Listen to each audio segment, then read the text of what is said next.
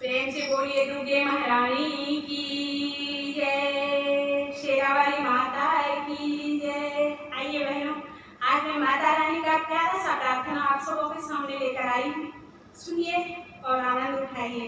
मेरे पापा इस प्रार्थना को बहुत गाते थे और उनको बहुत पसंद था। मैं भी ये गीत बचपन से गुनगुनाती हूँ, गाती हूँ। आइए आज आप लोगों को सुनाती हूँ। आप लोग कमेंट बॉक्स में लिखकर अवश्य बताइएगा माँ का ये स्तुति आप सबों को कैसा लगा। हमारे गांव में प्राय सभी के घरों में दुर्गा पूजा के दौरान ये स्तुति गाया जाता है। आज मैं आप सबों के सामने गाती हूँ। आप लोग सुनिए और लिखकर बताइएगा आप सबों को ये स्तुति कैसा लगा। हमें आप सबों के प्यारे प्यारे कमेंट का इंतजार रहेगा। धन्यवाद। आइए सुनते हैं माता रानी का प्यारा सा स्तुति। प्रेम से बोले दुर्गे महारानी की जय। जगदम्ब तू ही अवलंब हमारे है माया विश्वास के। जगदम्ब तू ही अवलंब हमारे है माया विश्वास